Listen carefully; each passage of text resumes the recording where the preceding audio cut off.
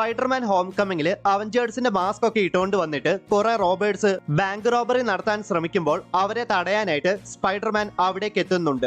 ബാങ്കിന്റെ ATM പൊളിക്കാൻ വേണ്ടിയിട്ട് റോബേഴ്സ് ചിറ്റോരി ഏലിയൻ ടെക്നോളജിയിൽ നിർമ്മിതമായ ഒരു ആന്റി ഗ്രാവിറ്റി ഗണ്ണ് ഉപയോഗിക്കുന്നുണ്ട്. മാത്രമല്ല അതേ ആന്റി ഗ്രാവിറ്റി ഗൺ ഉപയോഗിച്ച് ആ റോബേഴ്സ് സ്പൈഡർമാനെ ആക്രമിക്കുകയും ചെയ്യുന്നുണ്ട്. ആന്റി ഗ്രാവിറ്റി ഗണ്ണിലെ ഇതേ ടെക്നോളജി നമ്മൾ മാർവൽ സിനിമാറ്റിക് യൂണിവേഴ്സിലെ മറ്റൊരു മൂവിയിൽ കണ്ടിട്ടുണ്ട്. അതെ, അവഞ്ചേഴ്സ് ഏജ് ഓഫ് അൾട്രോണില് അൾട്രോൺ അയൺമാന് നേരെ പ്രയോഗിക്കുന്നത് ആന്റി ഗ്രാവിറ്റി ഗണ്ണിലെ അതേ ടെക്നോളജിയാണ്. സ്പൈഡർമാൻ ഹോം കമ്മിങ്ങില് പീറ്റർ പാർക്കർ അഥവാ സ്പൈഡർമാൻ എന്തുകൊണ്ടാണ് തന്റെ സ്യൂട്ടിലെ AIക്ക് കാരൻ എന്ന് പേരിട്ടത്? I think I should probably give you a name. What about Karen? Hey Karen, what else can this suit do? Marvel cinematic യൂണിവേഴ്സിൽ പീറ്റർ പാർക്കർ ജനിച്ചത് 2001-ലാണ്. അതായത് ആ സമയത്തൊക്കെ വളരെ ഫേമസ് ആയിട്ട് മുന്നോട്ട് പൊക്കോണ്ടിരുന്ന ഒരു ആനിമേറ്റഡ് കാർട്ടൂൺ TV സീരീസ് ആയ സ്പോഞ്ച് ബോബ് സ്ക്വയർ പാൻസ് കണ്ടിട്ടാവണം ഒരു പക്ഷേ പീറ്റർ പാർക്കർ വളർന്നിട്ടുണ്ടാവുക.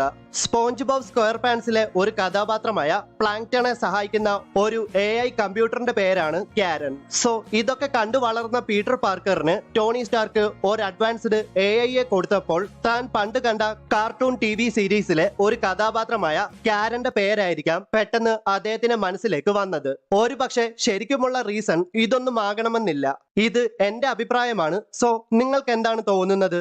സ്പൈഡർമാൻ ഹോം കമ്മിങ്ങില് പീറ്റർ പാർക്കർ അഥവാ സ്പൈഡർമാൻ ഒരു ഡാമേജ് കൺട്രോൾ ഡീപ്പ് സ്റ്റോറേജ് വോൾട്ടില് പെട്ടുപോകുന്ന സമയത്ത് അവിടെ നിന്ന് രക്ഷപ്പെടാനായിട്ട് എന്തെങ്കിലും കിട്ടുമോ എന്ന് അറിയാൻ വേണ്ടി അവിടെയുള്ള എല്ലാം പരിശോധിക്കുന്ന സമയത്ത് ഒരു ബാഗിൽ നിന്നും ഒരു റൗണ്ട് ഷേപ്പ്ഡ് ഒബ്ജക്റ്റും അൾട്രോന്റെ ഹെഡും പുറത്തേക്ക് എടുക്കുന്നുണ്ട്.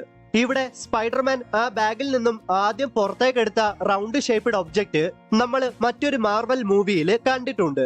ആ ഒബ്ജക്റ്റ് അവഞ്ചേഴ്സ് ഏജ് ഓഫ് അൾട്രോണിൽ സൊക്കോവിയെ നശിപ്പിക്കാൻ അൾട്രോൺ ഉപയോഗിച്ച മെഷീന്റെ ഒരു ഭാഗമാണ്. സ്പൈഡർമാൻ ഹോം കമ്മിങ്ങില് വൾച്ചറുമായിട്ട് ഫൈറ്റ് ചെയ്യുന്ന സ്പൈഡർമാൻ ഒരു നദിയിലേക്ക് മുങ്ങി പോകുന്ന സമയത്ത് സ്പൈഡർമാനെ അയൺമാൻ സേവ് ചെയ്യുന്നുണ്ട്. ഇവിടെ സ്പൈഡർമാനെ സേവ് ചെയ്യുന്നത് ടോണി സ്റ്റാർക്ക് അല്ല. ആ സമയത്ത് ടോണി സ്റ്റാർക്ക് ഇന്ത്യയിലാണ്.